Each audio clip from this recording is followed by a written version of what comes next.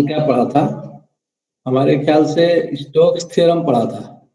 Yes sir, आज Gauss divergence. Yes sir. हैं?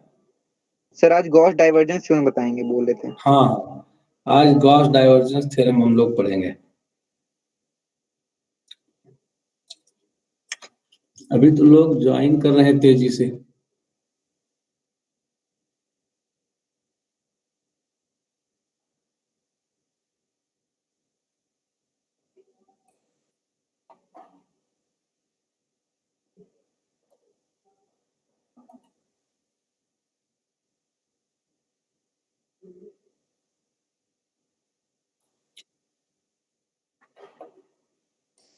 कल स्टोक्स थ्योरम हमने पढ़ा था और आज गॉस डाइवर्जेंस पढ़ेंगे। तो गॉस डाइवर्जेंस थ्योरम हम लोग GAUSS गॉस डाइवर्जेंस थ्योरम। तो एक बार कंफर्म करें कि ये स्क्रीन भी आपको दिख रही है। Yes sir. Yes sir. ठीक है, ये हाँ, late S be closed surface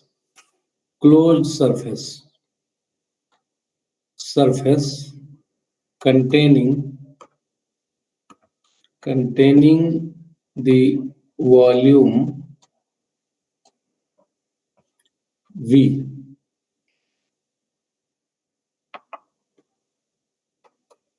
The normal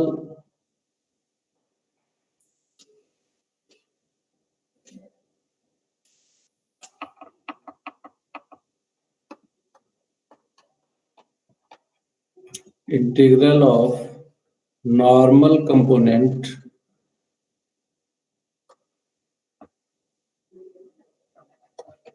of a vector function f on the surface S can be estimated as the volume integral of divergence F on the volume V। Volume V क्या है? Volume V जो S surface में enclosed volume है वो volume V है। तो ये Gauss divergence theorem है और इसको हम मैथमेटिकली लिखते हैं एस, ये सरफेस क्लोज सरफेस पर इंटीग्रल कर रहे हैं, F dot N ds, this is equal to volume integral divergence of F dV। dV क्या है? dV है dx dy dz। ये स्मॉल वॉल्यूम हो गया, तो पूरे वॉल्यूम पर कैपिटल V लिखेंगे। ये जो यहाँ पर dV लिखा है इसको स्मॉल v कर दीजिए, इससे पता चलता रहे ये dV है। ये कैपिटल V का मतलब इसके हिसाब से लिमिट सेट करेंगे। सो डाइवर्जेंस ऑफ F, ये हमारा बेसिकली थ्योरम है। ये इस तरह का जो लेफ्ट साइड में इंटीग्रल है, ये ज्यादातर ये इंटीग्रल हमको दिए होंगे F dot N D S form में, और आपको पता ही है कि कई बार हम F dot N D S के बजाय F डॉट डी एस लिखते हैं, मतलब ds को ही वेक्टर शो कर देते हैं, नॉर्मल सरफेस वेक्टर। तो ये थ्योरम है और इसके हिसाब से क्वेश्चंस हम लोगों को करने हैं। तो थोड़ा सा नेटवर्क कुछ प्रॉब्लम कर सकता है।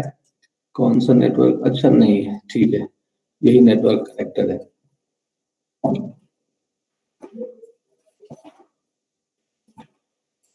सबको क्लियरली स्क्रीन विजिबल है?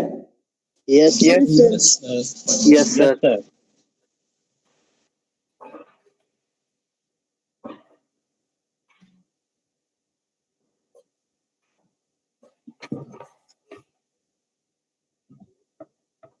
एक क्वेश्चन देखिए यहाँ पर,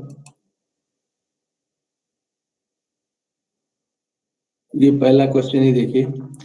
स्टेट लिखा हुआ है, स्टेट गॉस डाइवर्जेंस थ्योरम, तो स्टेटमेंट तो आपने दे दिया, F dot N D S is equal to divergence F D B, ये तो ऑलरेडी स्टेट कर दिया है। वो बाकी जो सरफेस और वॉल्यूम का लिखना था वही बचा हुआ है, वो आप लिख सकते हैं। उसको लिख के जो स्टेटमेंट अभी मतलब लिखा है वो कंप्लीट कर दिए तो स्टेट हो गया। कई बार एग्जामिनेशन में ऐसा आता है कि स्टेट, तो स्टेट कर दिया आपने। अब ये जो है सरफेस यहाँ पर दे रखा है, सरफेस है sphere X square plus Y square plus Z square is equal to 16, मतलब ये 4 रेडियस का स्फीयर है। और एफ भी दे रखा है, एफ आपका 3xi plus 4yj plus 5zk, ये आपका फंक्शन है। इसको हमें इवेल्युएट करना है। गॉस स्टेट लिखा हुआ है और आगे थोड़ा सा इनकम्प्लीट लिखा है, हमें इसको इवेल्युएट करना है। तो इस क्वेश्चन को हम लोग लेते हैं example evaluate integral f dot n ds when f is equal to 3xi plus 4yj plus 5zk and S is the surface of a sphere x square plus y square plus z square is equal to 16। तो इसको solve करें। तो सबसे पहले तो ये हमें जो निकालना है, late I is equal to this f dot n ds। तो सबसे पहले तो इस इंटीग्रल को देखिए, इसमें f है दिया है, ds है, s दिया हुआ है, n कैप मतलब सरफेस नॉर्मल, जिसकी हमको अभी जरूरत नहीं पड़ रही है, जब डायरेक्ट इंटीग्रेट करेंगे तभी जरूरत पड़ेगी। तो अभी हमको क्या जरूरत पड़ेगी, इसको हम लिख लेंगे, this is equal to volume integral divergence of f dv by divergence theorem. Divergence आप पूरा गॉस डाइवर्जेंस थ्योरम लिख सकते हैं और चाहे तो खाली डाइवर्जेंस थ्योरम भी लिख सकते हैं। अब आप हमको बताइए कि अब हमें इवैल्यूएट करने के लिए क्या चाहिए, डाइवर्जेंस एफ चाहिए। Yes sir. तो डाइवर्जेंस ऑफ एफ, डाइवर्जेंस हम लोग काफी निकाल चुके हैं, पहले डाइवर्जेंस काफी निकाल चुके हैं। फर्स्ट कंपोनेंट x से डिफरेंशिएट करेंगे, सेकंड कंपोनेंट y से और थर्ड कंपोनेंट z से। तो ये आपका आ जाएगा 3 प्लस 4 प्लस 5 मीन्स 13, गलत लिख दिया, 12 12। तो ये डाइवर्जेंस आ गया। अब आप डाइवर्जेंस जब कैलकुलेट कर लिया आपने, तो आई फिर से करिए, I is equal to volume integral 12 dv। अब 12 तो बाहर आ गया, वॉल्यूम इंटीग्रल dv। अब ये क्या है, ये जो इंटीग्रल आपको दिख रहा है ये बेसिकली क्या है,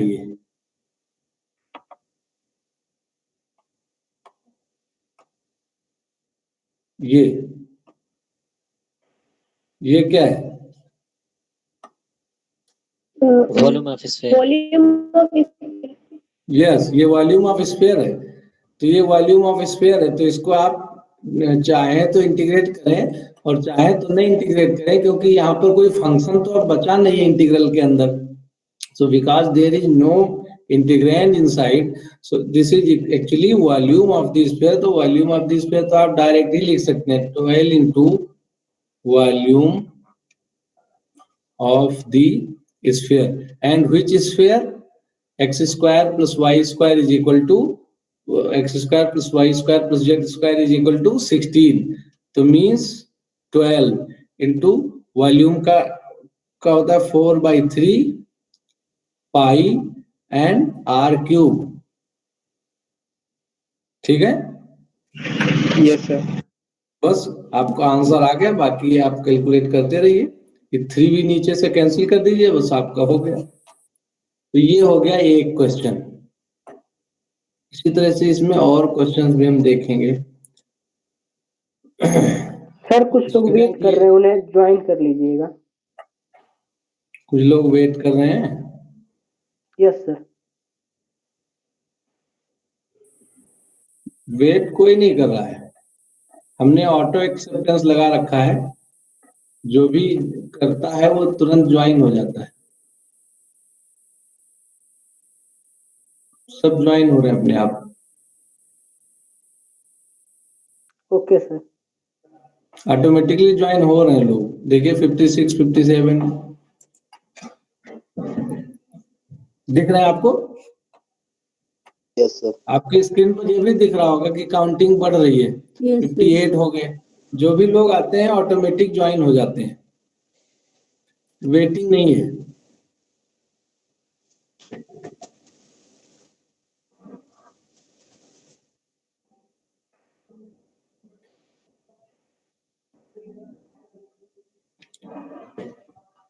अच्छा, दूसरी चीज ये है कि क्योंकि क्लास का टाइमिंग हम ऑल ऑफ द सडन नहीं बताते हैं, डेली हमारा टाइमिंग एक फिक्स टाइम पर है, तो इसलिए सबको चाहिए कि टाइम से ज्वाइन करें।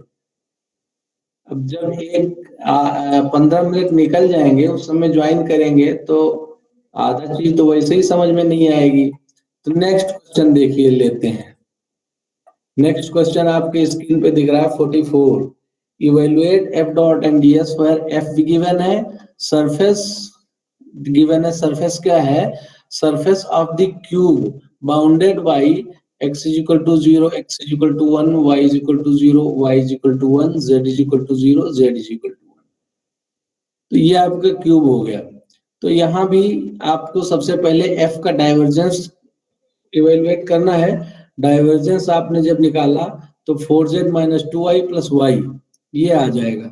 अब जो भी आ जाए, क्योंकि ये क्यूब है, क्यूब में आपको लिमिट 0 to 1, 0 to 1, 0 to 1 तीनों हो गई। तो आपने तीनों लिमिट x, y, z की 0 to 1 रख दी और इवेलुएट कर लिया। ये इवेल्युएशन पहले हम लोग जब ट्रिपल इंटीग्रेशन सीख रहे थे तो कर चुके हैं, इसलिए इसमें कुछ खास नहीं है।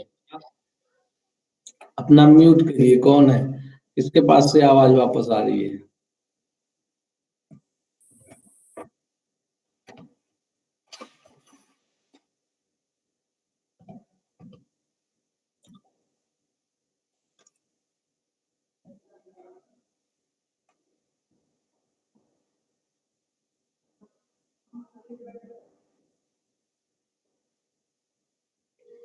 फोर्टी 45 भी आप देख सकते हैं। F dot and D S where एक एक्स्ट्रा डॉट लगा हुआ है, एन और डी एस के बीच में जो डॉट है वो एक्स्ट्रा है, उसका कोई मतलब नहीं है। Where F is equal to given है, S is the surface of sphere. बिल्कुल सेम क्वेश्चन हो गया। Surface of sphere of radius 3 और सेंटर दिया हुआ है, तो x minus 3 whole square plus Y plus 1 whole square plus Z minus 2 whole square is equal to 9। ये आपका स्फीयर हो गया। और आप F dot N D S इसमें गॉस डाइवर्जेंस लगाइए, तो डाइवर्जेंस एफ का निकालेंगे और एफ का डाइवर्जेंस ये देखिए इन्होंने कैलकुलेट किया है 3 आ रहा है। जब 3 आ रहा है, ये इंटीग्रल देख रहे हैं जहां पे हमारा कर्सर है, ये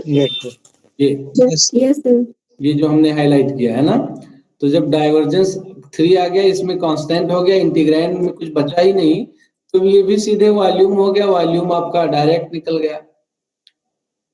तो ये अगला क्वेश्चन भी सेम वैसे ही है, कोई प्रॉब्लम नहीं है, इसमें भी सेम दिया हुआ है स्फीयर और वो दिया हुआ है। नेक्स्ट क्वेश्चन भी वैसे ही है, स्फीयर का है, इसमें भी कोई वो नहीं है, दिक्कत नहीं है। 48 इवेलुएट दिस, ये भी स्फीयर ही है, इसमें भी कोई प्रॉब्लम नहीं है आपको। स्फीयर स्फीयर सब एक ही जैसे हो गए। Use divergence theorem 49, use divergence theorem where f dot ds, f is given by this, s is the surface bounding the region। ये आप हमें बता सकते हैं क्या है ये किस चीज की सरफेस है?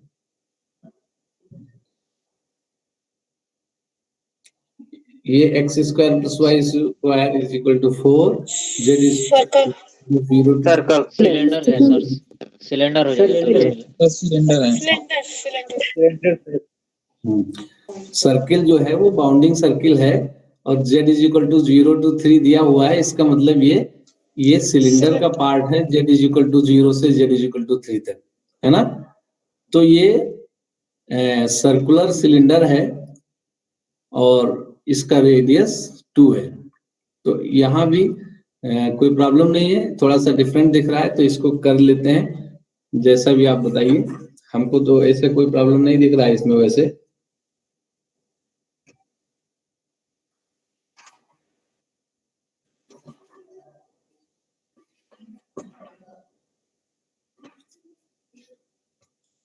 डाइवर्जेंस निकालेंगे कि हम ही निकालें? सर निकाल लेंगे। निकाल कर बताइए क्या आ रहा है।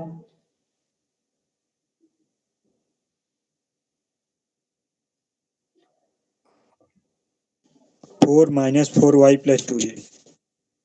4 Yes, sir. Minus 4y plus plus 2z। 2z। हाँ ठीक है, ये आपका डाइवर्जेंस हो गया। ठीक है, एग्जाम्पल, नेक्स्ट एग्जाम्पल है, इसमें f इज इक्वल टू आपका है 4xi minus 2y square j plus Z square के। तो आप डाइवर्जेंस ऑफ f निकालेंगे और ये आपका आ जाएगा 4 माइनस 4y प्लस 2z। ये हो गया आपका डाइवर्जेंस। ठीक है, इसके बाद आपको ये इवेलुएट करना है integral s f dot ds। इसका मतलब हो गया integral over the volume divergence of f dv by Gauss divergence theorem. आप कंप्लीट लिख लीजिएगा, हमने dt लिख दिया है, गॉस डाइवर्जेंस थ्योरम, है ना। तो ये आपका हो गया वॉल्यूम डाइवर्जेंस, आपका हो गया 4 minus 4y plus 2z dv। अब आप डायरेक्टली dv को dx dy dz कंप्लीट कर दीजिए। So this is equal to 2 भी बाहर कॉमन ले लीजिए, और जब आप लिमिट रखेंगे, ये सिंगल इंटीग्रल और वॉल्यूम एक सिंबॉलिक इंटीग्रल है। इसका मतलब जब हम लिमिट रखेंगे तो ये ट्रिपल वॉल्यूम ट्रिपल इंटीग्रल में ही लिखेंगे। जो कैपिटल V लिख दिया है, capital V shows that integration has to be done over the volume, और जब वॉल्यूम पर इंटीग्रेशन करेंगे then we will have triple integral, है ना, with limits according to the volume। तो ये ट्रिपल इंटीग्रल में इसको लिख दिया और ये आपका हो गया 2 माइनस 2y प्लस z, और ये D Z D Y D X. तो z की लिमिट आपकी 0 टू कितना है, 0 to 3 है। इसको आप कहीं भी अंदर बाहर लिख सकते हैं, कोई प्रॉब्लम नहीं है, z को बाहर ही कर देते हैं, 0 to 3। ये कांस्टेंट लिमिट है, इससे कोई मतलब नहीं है आपका, और किसी फंक्शन में रिड्यूस नहीं हो रहा है, इसको सबसे पहले आप इंटीग्रेट कर सकते हैं। तो यहाँ पर गलती से जेड जेड लिखा हुआ है 2 बार, ये dx कर दिया, और आप अंदर ही लिख देते हैं जिससे आपको आसानी से इंटीग्रेट सोचना ना पड़े। आप इसको कहीं भी अंदर बाहर लिख सकते हैं, dz एकदम इंडिपेंडेंट इंटीग्रेट हो जाएगा। अब आपको x और y की लिमिट देखनी है, dz तो एकदम इंडिपेंडेंट है, एक्स वाई की लिमिट देखनी है। तो एक्स वाई की लिमिट ये आपकी सर्किल हो गई। फिगर उतना अच्छा नहीं बना है, कहिए तो अच्छा बनाने की कोशिश करें। चलिए अच्छा बनाने की कोशिश करते हैं। शेप, ये क्या बन रहा है भाई, शेप, ये हो गया आपका सर्किल, और ये आपका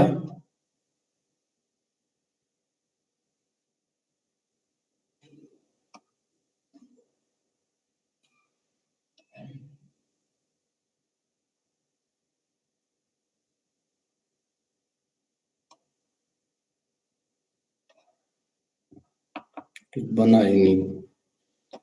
चलिए आप समझ जाइए ऐसे ही अंदाजे से।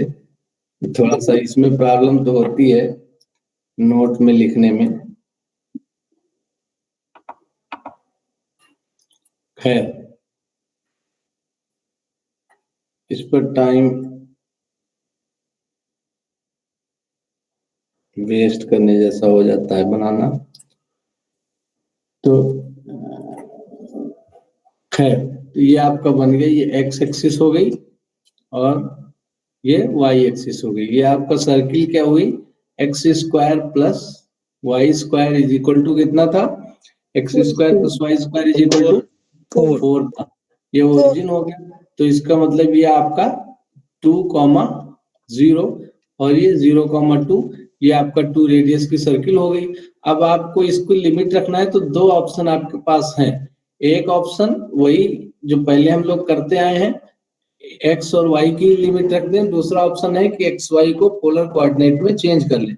तो पहले जेड को कंप्लीट करिए। तो ये 2 टाइम्स सर्किल की लिमिट रखेंगे, हैंग ही कर जाता है। क्या किया जाए, माइक्रोसॉफ्ट के भरोसे ही हम लोग हैं और माइक्रोसॉफ्ट से खराब सर्विस कोई दे नहीं रहा है। सर्किल, ये सर्किल की लिमिट रखेंगे, इसको हम अभी ऐसे ही सर्किल लिखकर छोड़ दे रहे हैं। और ये z को इंटीग्रेट कर लीजिए। तो ये हो गया 2z minus 2zy plus z square by 2 और इंटीग्रेट हो गया 0 to 3 dy dx। इसकी वैल्यू पुट करिए तो दिस डबल इंटीग्रल, ये क्या हो जाएगा आपका, अपर लिमिट में ना 6, लोअर लिमिट सब 0 हो जाएंगे क्योंकि z की वैल्यू 0 रखेंगे। तो 6 माइनस 6y प्लस ये आपका 9/2 dy dx। अब ये 6 माइनस 9/2, 6 माइनस 9/2, ये आपका हो गया 3/2, है ना। तो इसको यहाँ पर पुट कर दीजिए। तो सर? दिस, हाँ 9/2 नहीं रहेगा 6 क्या प्लस होगा, सर, वहाँ पे 2z था ना, तो उसका जब इंटीग्रेशन करेंगे तो 2 कैंसिल हो जाएगा। कामन लिए हैं सर। हाँ, यस सर, यस कामन ले अच्छा, सॉरी सर। कहाँ पर, ये देखिए सारे सर, टर्म्स सम सही है सम सर। करते हैं, ठीक है ना। सही है। हाँ, तो ठीक है, कोई बात नहीं, जब भी आपको डाउट लगे तो बोल दिया करें। तो ये आपका 3/2 हो गया, तो 2 आपका बाहर है और ये अभी आप सर्किल के हिसाब से लिमिट रखेंगे, सर्किल के हिसाब से, और ये हो गया 3/2 माइनस 6y dy dx, ठीक है। अब आप इसको सिंप्लीफाई करना चाहें तो 2 कैंसिल कर सकते हैं और बाकी लिमिट पुट कर दीजिए। तो यहां से आप इसको लिखिए, लंबा कर रहे हैं आप चाहे तो यहीं से डायरेक्ट लिख दीजिए। तो 2 कैंसिल करिए तो आपका ये डबल इंटीग्रल ये हो गया +9/2 है 3 माइनस 12y है सर, 6 + 9/2 है ऊपर। 6 plus, yes sir, 6 + 9/2। Yes sir. ये 6 + 9/2 है। अच्छा, 6 + 9/2 है। तो 6 + 9/2 21/2 हो गया, है ना। Yes sir. Yes sir. हाँ, 21/2 हो गया। तो ये आपका कोई बात नहीं है, ये आपका 21 हो गया। तो ये हो गया 21/2, 21/2, ठीक है। अब आप इसको कर दीजिए यहाँ पर 21 माइनस 12y dy dx, और इसके बाद आप x = r cos थीटा लीजिए, y = r sin थीटा लीजिए। तो आपको हमने इसको डिराइव पहले करवा रखा है ना। जैकोबियन हमारा r आता है, गायब हो जाता है, एकदम r आता है और गायब हो जाता है, हैंग ही कर जाता है पूरा screen. dx dy this = r dr d theta, ठीक है। तो आप ये चीजें यहाँ सब्स्टिट्यूट कर दीजिए। सब्स्टिट्यूट करिए तो आपका आर की लिमिट हो जाएगी 0 टू, रेडियस कितना थी, 2 थी, 2 यस तो आर की लिमिट 0 टू 2 हो गई, और थीटा की जो लिमिट जो है ये आपकी 0 टू 2 पाई हो गई, ठीक है। और ये 21 minus 12 R sine theta, R D theta. अब दोनों कांस्टेंट लिमिट है, कोई इंटरफेरेंस नहीं है, आप चाहे पहले थीटा को इंटीग्रेट करिए और चाहे पहले आर को इंटीग्रेट करिए। तो ये इंटीग्रेशन हम पढ़ चुके हैं, यहां पर आपके लिए छोड़ दे रहे हैं, कैलकुलेट करिए। सही है? Yes sir. Yes sir. हाँ, इसका पीडीएफ दे देंगे आपको। तो ये हो गया। इसी तरह से ये आपका फिगर बना हुआ है, देख लीजिए, आपके पास पीडीएफ है, हमने आपको पूरा बुक का पीडीएफ दे रखा है, वो आप वहां से देख सकते हैं। नेक्स्ट क्वेश्चन भी एग्जैक्टली ऐसे ही है, वो भी सिलेंडर का है। 0 टू 3 था, ये 0 टू बी हो गया, कोई प्रॉब्लम नहीं है।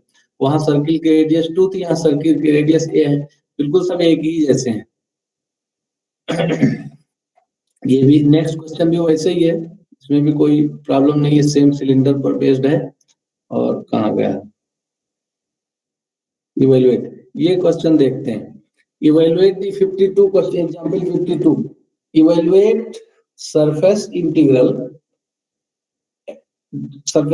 f dot nds where f given है and surface of the tetrahedron. ये जो सरफेस है टेट्राहेड्रॉन की है। टेट्राहेड्रॉन किस तरह का पहले आपको बता चुके हैं हम, ये सरफेस प्रिज्म जैसे आपने देखा है, ये प्रिज्म जैसा है, जैसे पिरामिड होता है, ट्रायंगुलर पिरामिड या आप ट्रायंगुलर प्रिज्म कहिए, प्रिज्म उसी तरह का ये है। सारी सरफेसेस इसकी ट्रायंगुलर है, 4 सरफेसेस हैं, 4 सरफेसेस हैं, एक एक्स प्लेन पे, एक वाई प्लेन पे, एक जेड प्लेन पे, और एक फ्रंट सरफेस जो इंक्लाइंड सरफेस है। तो ये टेट्राहेड्रॉन इसको बोलते हैं। यहाँ पर x is equal to 0, y is equal to 0, z is equal to 0। x is equal to 0 का मतलब हो गया आपका yz प्लेन, और y इज इक्वल टू 0 का मतलब हो गया xz plane, z is equal to 0 का मतलब हो गया xy प्लेन, और प्लस ये inclined plane x plus Y plus Z is equal to 2। ये कैसा प्लेन है? ये x axis, y axis, z axis तीनों को 2 यूनिट पर इंटरसेप्ट करता है ना। तो यहां से n is the unit normal in the outward direction to the closed surfaces. ये आपका प्रिज्म बन गया। तो प्रिज्म का जो सरफेस है वो हर तरफ से 4 सरफेसेस से क्लोज हो गया, और उसका जो वॉल्यूम होगा, जो भी होगा वॉल्यूम, तो ये हमें निकालना है। तो आप ऐसे डायरेक्ट समझ सकते हैं, हम आगे आपको समझा भी दे रहे हैं करके। ये वाला क्वेश्चन, इसको भी सॉल्व करके आपको समझा दे रहे हैं, तो नोट कर लीजिए क्वेश्चन को, चाहे स्क्रीनशॉट ले लीजिए। अभी हम पूछेंगे कि क्या क्या था, सब लोग स्क्रीनशॉट ले लीजिए, जिससे हम ये पूछेंगे क्वेश्चन के बारे में इंफॉर्मेशन, तो आप बताते रहिए। X square, Y square, Z square, I J K, ठीक है। तो ये एग्जाम्पल लेते हैं, एग्जाम्पल, और तब तक हम यहाँ पर एफ आपका है x square plus Y square plus Z square I plus J plus K. इसका मतलब ये हुआ कि ये X square plus Y square plus Z square तीनों कंपोनेंट में है, ठीक है ना। मतलब आप इसको ऐसे लिखेंगे, X square plus Y square plus Z square I plus X square plus Y square plus Z square J plus X square plus Y square plus Z square K, ठीक है। तो डाइवर्जेंस हम अभी निकाल लेते हैं, क्योंकि हमको तो पता ही है कि हमें डाइवर्जेंस थ्योरम से सॉल्व करना है। तो डाइवर्जेंस ऑफ एफ क्या आ जाएगा? 2x plus 2y plus 2z, या 2 कॉमन कर लीजिए, x plus y plus z, है ना। तो अब क्वेश्चन आपको क्या है, क्वेश्चन आपका ये है I is equal to F dot n ds and this by the virtue of Gauss divergence theorem, this is divergence of F dv, and that means we have 2 times x plus y plus z dv और v। अब हमें dx dy dz करके इसको करना है। तो this is equal to 2 times triple integral बनाइए, triple integral और x plus Y plus Z D x D Y D Z. अब हमें यहाँ लिमिट रखनी है, तो वॉल्यूम का लिमिट रखना हमने आपको सिखाया था और एग्जैक्टली ऐसा ही क्वेश्चन करवाया था। एक टेट्राहेड्रॉन का क्वेश्चन जब हम ट्रिपल इंटीग्रेशन पढ़ रहे थे उस समय हमने टेट्राहेड्रॉन का ही एक क्वेश्चन किया था, अगर आपको याद है।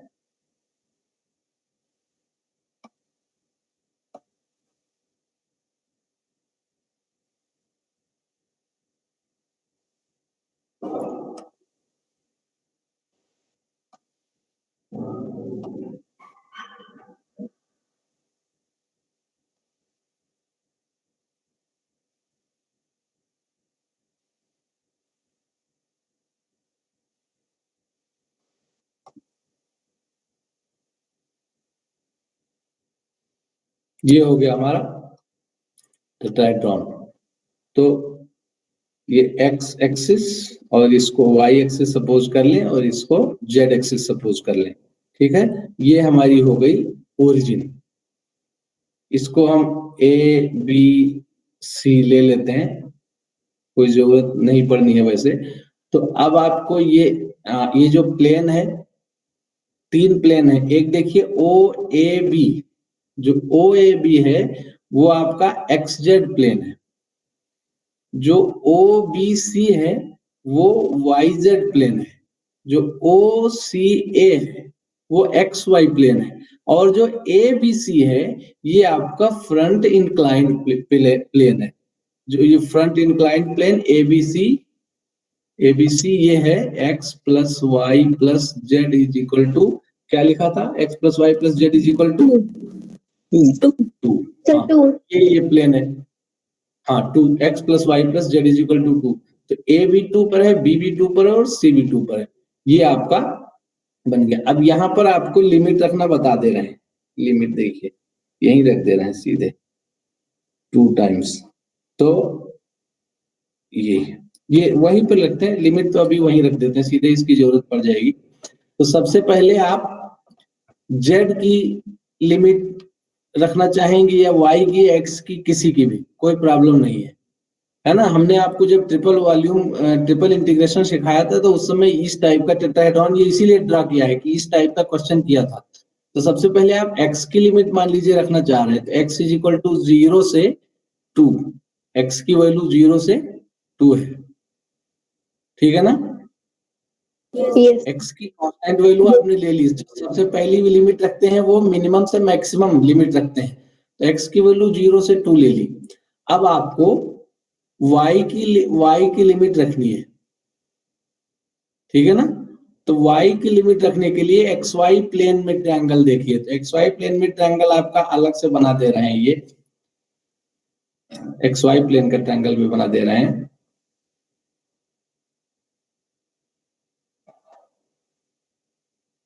बन ही नहीं रहा।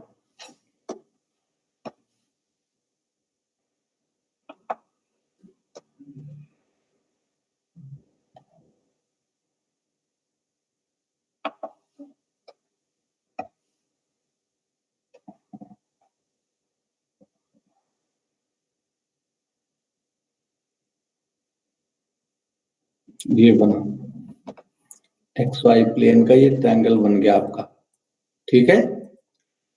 XY प्लेन का बना और इसको हम यहां से इंटरसेक्ट करवा दे रहे हैं लाइन को। ये लाइन आपकी हो गई और इसका इक्वेशन क्या हुआ XY प्लेन पे, XY प्लेन पे इसका इक्वेशन हो गया x plus y is equal to 2। तो ये o और ओरिजिन मतलब 0 और ये 2 x पे और ये y पे। तो x की लिमिट आपने रख दी 0 to 2। अब आप y की लिमिट इस इक्वेशन से रखिए, y की लिमिट क्या मिलेगी? 0 to 2 minus x। Yes, select तो हो, हमारा तो मार्कर ही नहीं सिलेक्ट होता है। दूसरा कोई ऐप यूज करें हम, इसको माइक्रोसॉफ्ट को जो है छोड़ देते हैं। सिलेक्ट ही नहीं हो रहा है। हाँ, सिलेक्ट हुआ। तो इसको रख देंगे आप y is equal to 0 to 2 minus x। ठीक है। अब आपको z की लिमिट रखनी है। तो z अब यहाँ पर फिगर में देखना तो उतना आसान नहीं है। ये 3 डायमेंशनल फिगर आपको एग्जैक्टली वैसा दिखता नहीं है, लेकिन z भी ओरिजिन पे 0 रहेगा और इस प्लेन पर z की वैल्यू, ये जो इक्वेशन है यहाँ से आ जाएगी 2 minus x minus y। तो z इज इक्वल टू, हाँ, z is equal to 0 to z is equal to 2 minus x minus y। अब आप क्या करेंगे? सबसे पहले z को इंटीग्रेट करेंगे, ये पहले हम आपको बता चुके हैं। तो 0 to 2 minus x और z को आप इंटीग्रेट करेंगे तो आपको x plus y z ही लिख देना है। x plus y z plus z square by 2, ये आ गया आपका। और लिमिट हो जाएगी 0 to 2 minus x minus y और dx dy, ये लिखा रह जाएगा आपका dx dy। ठीक है। नेक्स्ट आप इसको इंटीग्रेट करिए, थोड़ा इंटीग्रल इधर लेफ्ट में बढ़ा दे रहे हैं। तो आप यहाँ लिमिट रख दीजिए 2 times 0 to 2 minus x। यहाँ पर अपर लिमिट आएगी, लोअर लिमिट 0 हो जाएगी। तो ये हो गया x plus y और 2 minus x minus y plus 1/2 2 minus x minus y whole square. ये पूरा आपका dx dy। ठीक है ना? ऐसा करते हैं कि फिगर को थोड़ा शिफ्ट कर देते हैं तो लिखना आसान हो जाएगा। ये हो गया, ये हो गया। यहां से सीधे फ्रंट पर लिखते हैं, front line various dx dy। अब इसको इंटीग्रेट करने में कोई प्रॉब्लम नहीं आएगी, क्योंकि ये इंटीग्रेशन भी हम लोग पहले से कर चुके हैं, है ना? इसमें क्या करना है, आपको इसको सिंप्लीफाई करना है। इसकी ये जो ब्रैकेट्स हैं इनको मल्टीप्लाई कर लीजिए, आपस में मल्टीप्लाई करके ओपन कर लीजिए। ओपन करके पहले इसको इंटीग्रेट करेंगे, सिंप्लीफाई भी हो जाएंगे, कुछ टर्म कैंसिल हो जाएंगे, कुछ नहीं कैंसिल होंगे तो बच जाएंगे। तो फाइनली जब ये ओपन हो जाएगा तो x और y में फंक्शन मिल गया। और अब ये इंटीग्रेशन वेल नोन इंटीग्रेशन है, इसी बहाने आपकी प्रैक्टिस होगी। तो क्या करेंगे, पहले आप इसको किसको इंटीग्रेट करेंगे, x को या y को? y को। हाँ, पहले y को इंटीग्रेट करेंगे, because y has limit in terms of x, है ना? पहले y को इंटीग्रेट करेंगे, फिर फाइनली x को इंटीग्रेट करेंगे। तो डू योरसेल्फ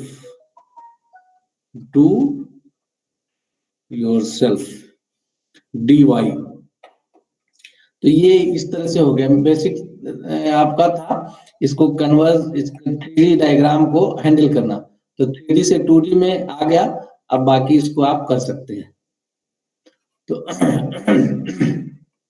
सेम ये भी वैसे ही है, इसमें भी कोई प्रॉब्लम नहीं है। जैसे वहां पर तीनों एक्सिस को 2 to 2 पे कट कर रहा था, यहाँ भी वही टेट्राहेड्रॉन है। यहाँ पर x को 6 पे, y को 3 पे, z को 2 पे कट कर रहा है। कोई प्रॉब्लम नहीं है, एग्जैक्टली वैसे ही ये भी क्वेश्चन चलेगा। तो बाकी कोई, हाँ, ये क्वेश्चन अलग टाइप का दिख रहा है, इसको आप पढ़िए।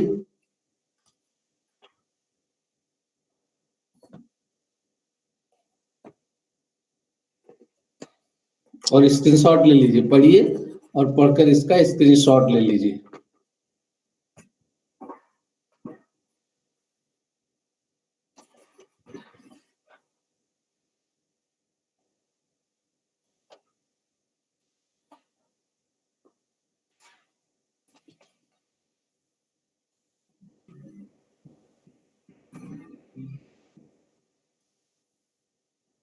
पढ़ लिया? Yes sir. देखिए यहाँ ये आपका कौन है, तो इसमें अपर लोअर बाउंड तो इसका एक्स वाई प्लेन है जहां पर इसकी ओरिजिन है कौन की, और अपर बाउंड इसको कट कर दिया है z इज इक्वल टू 4 से। तो बाकी सब कुछ आप समझते हैं, इसमें f दिया हुआ है, f का डाइवर्जेंस निकाल लेंगे, कोई प्रॉब्लम नहीं आएगी, वो एक सिंपल सा चीज है। डाइवर्जेंस की प्रैक्टिस हो रही है आपकी बार बार, इसी तरह पिछले लेक्चर में आपकी बार बार कर्ल की प्रैक्टिस हो रही थी। तो डिफरेंशियल वेक्टर कैलकुलस आपका रिवीजन होता रहता है इसी बहाने इंटीग्रल में। डाइवर्जेंस निकाल लिया, फिर आपने dv के लिए dx dy dz रख दिया। अब जो प्रॉब्लम आपको आएगी वो कहां पर आएगी, सिर्फ आपको लिमिट देखने में प्रॉब्लम आएगी। तो लिमिट देखिए, हम आपको वर्बल ऐसे ही बता दे रहे हैं, z की लिमिट तो कांस्टेंट हो गई, कहां से कहां तक? 0 to 4। z की लिमिट 0 to 4 नहीं हो गई, z की लिमिट कांस्टेंट नहीं हो गई, z की लिमिट 0 to 4 नहीं हो गई। हाँ z तो देखिए स्लैंट सरफेस आपको दिख रही है, उसके हिसाब से वेरी कर रहा है, z वेरी कर रहा है लगातार, x और y पर बेस्ड z वेरी कर रहा है। आपको सबसे पहले x y की लिमिट चेक करनी है। तो x y की लिमिट बहुत आसान है, आप x square plus Y square is equal to Z square लिखा हुआ है, तो जब टॉप पर आप पहुंचेंगे तो x square plus Y square is equal to 16 हो जाएगा, जेड स्क्वायर जेड वहां 4 तो 4 हो जाएगा। तो दो तरीके से कर सकते हैं, कोई प्रॉब्लम नहीं है। आप चाहे तो z को कांस्टेंट ले भी सकते हैं, फिर y और x को उसके टर्म में करना पड़ेगा, अदरवाइज आप x y को ही सिंप्लीफाई कर लीजिए। तो z की लिमिट आप अपर लिमिट टॉप पर फिक्स कर दीजिए 4 है, और लोअर लिमिट ये यहां से आप ये आपको मार्क करके दिखाते हैं। हमारा कर्सर देखिए, दिख रहा है? Yes sir. ये कर्सर जब, हाँ हमने आपको बताया था डायरेक्शन ऑफ मोशन, तो यहाँ से जब डाउन से अपवर्ड आप मोशन करेंगे तो सबसे पहले जो वॉल्यूम को कवर करने के लिए आपको लाइन मिल रही है वो ये मिल रही है, z is equal to square root, मतलब ये दिया है यहाँ देखिए क्वेश्चन में, z square is equal to X square plus Y square, मतलब z कांस्टेंट ऐसे नहीं बढ़ रहा है, x square plus Y square plus based बढ़ रहा है। z is equal to square root of x square plus Y square हो गया, तो z की लोअर लिमिट यही मिल गई, लेकिन अपर लिमिट फिक्स हो गई, z is equal to 4। z की लिमिट ये रख दीजिए, लोअर लिमिट ये और अपर लिमिट ये, ठीक है। अब जब इसको इवेलुएट कर लीजिए तब आपका सिंपली एक्स वाई में बच गया, ठीक है ना? Yes sir. हाँ, एक लोगों ने यस सर कहा, एक लोगों ने यस सर कहा। अच्छा, बाकी बॉयज में किसी को प्रॉब्लम है? कोई नहीं बोल रहा है? यस सर, आ रहा है ना? तो आप इसको अब इवेलुएट कर दीजिए। अब आपका एक्स वाई बचा, तो आप एक्स वाई को simply X square plus Y square is equal to 16 की लिमिट रख दीजिए, और वो आप ऐसे ही जब तक हम नेक्स्ट पेज पर जाएं उससे पहले ही हम आपसे ही जान लेना चाहते हैं कि आप लिमिट क्या रखेंगे। आप चाहें तो उसको पोलर में कन्वर्ट कर सकते हैं, और पोलर में ही बता दीजिए, वो ज्यादा अच्छा रहेगा। जब आपने एक बार फिर से समझ लीजिए, अगर कहीं कंफ्यूजन है तो फिर से समझिए। z 3 लिमिट रहेंगी, एक x की, एक y की, एक z की। z की लिमिट हमने रख दी lower limit square root of x square plus Y square, और अपर, चलिए यहां लिखकर आपको दिखाते हैं। 3 लिमिट हमने रख दी, एक इसको छोड़िए, z की रख दी square root of x square plus Y square और 4। अब ये हमारा जो कुछ भी है F x Y Z D x D Y D Z, तो हमारे रूल के हिसाब से आप सबसे पहले किसको इंटीग्रेट करेंगे? जेड को। जेड। जब आप जेड को इंटीग्रेट करेंगे तब आपका इंटीग्रेशन टोटली जो है एक्स वाई में बचेगा, क्योंकि जेड की वैल्यू कहीं 4 रख देंगे अपर लिमिट और लोअर लिमिट ये रख देंगे, तो आपका सब कुछ इस नए वेक्टर लग गया, आपका सब कुछ इस तरह से कुछ हो जाएगा, f x y D x D y, और ये आपकी सर्किल है, x square plus Y square is equal to कितना 16। अब आप हमसे यहाँ बताइए कि x इज इक्वल टू अगर आपने r cos थीटा रख दिया, y is equal to r sin theta रख दिया, तो dx dy is equal to r dr d theta हो गया। तो r की लिमिट कितनी रखेंगे और थीटा की लिमिट कितनी रखेंगे? 0 to 4 and 0 to 2. 0 to 4 and theta की 0 to 4 r की रखेंगे और थीटा की 0 से 2 पाई। यस ठीक है ना? तो z तो ऑलरेडी सिर्फ ये डबल इंटीग्रल ही बचा है। इस डबल इंटीग्रल में कोई ऐसा स्पेशल टर्म नहीं है साइन और cos theta, sine theta cos theta में, कि आसानी से हो जाए। अब हम इसको आगे बढ़ा रहे हैं और आप वॉच इसको जो है ये देखिए, इन्होंने भी वही किया है जो हम लोग डिस्कस कर रहे हैं, साइन थीटा cos थीटा में ही कन्वर्ट कर दिया है। तो साइन थीटा cos थीटा में जब कन्वर्ट कर दिया और वही लिमिट है 0 to 4 0 to 2 पाई। तो ये देखिए सब सिंपली लिखा हुआ है इन्होंने, इसको इंटीग्रेट करना आपके लिए बहुत आसान है, क्योंकि जब थीटा और आर और थीटा में कर देते हैं तो आर और थीटा दोनों की लिमिट इंडिपेंडेंट हो गई। तो आप चाहे पहले आर को इंटीग्रेट करिए, चाहे पहले थीटा को, और चाहे दोनों एक साथ इंटीग्रेट कर दिए, कोई प्रॉब्लम नहीं है ना? तो ये आ गया अब आपका, यहाँ ये वॉच कर लीजिए, इसमें कोई प्रॉब्लम हमें नजर नहीं आ रही है और कोई प्रॉब्लम आएगी भी नहीं। इंडिपेंडेंटली आप इसको इंटीग्रेट करेंगे, जैसे 44 आर है, यहाँ पर आर स्क्वायर बाई 2, यहाँ आर स्क्वायर है r cube by 3, r cube है R4 बाई 4, R5 है R to the power 6 by 6, last में आर स्क्वायर है वो भी आर क्यूब बाई 3, इस तरह से। और ये cos थीटा का साइन थीटा, ये cos थीटा का, ये भी साइन थीटा, फिर आप लिमिट कर देंगे। कोई प्रॉब्लम? No sir. तो ये जो है आज आपका गॉस डाइवर्जेंस कंप्लीट हो गया, और गॉस डाइवर्जेंस के साथ में ये पूरा यूनिट कवर हो गया। अब नेक्स्ट लेक्चर 1-2 दिन बाद, थोड़ा सा एक कॉन्फ्रेंस होने वाली है उसमें व्यस्त हैं, तो 1-2 दिन बाद हम आपको इन्फॉर्म करेंगे। नेक्स्ट लेक्चर हम लोग लेंगे। हाँ, तब तक आप लोग इसमें से करते रहिए, क्वेश्चन सॉल्व करते रहिए, और अगर कहीं प्रॉब्लम आती है तो हम आपको वहां पर हेल्प करेंगे। तो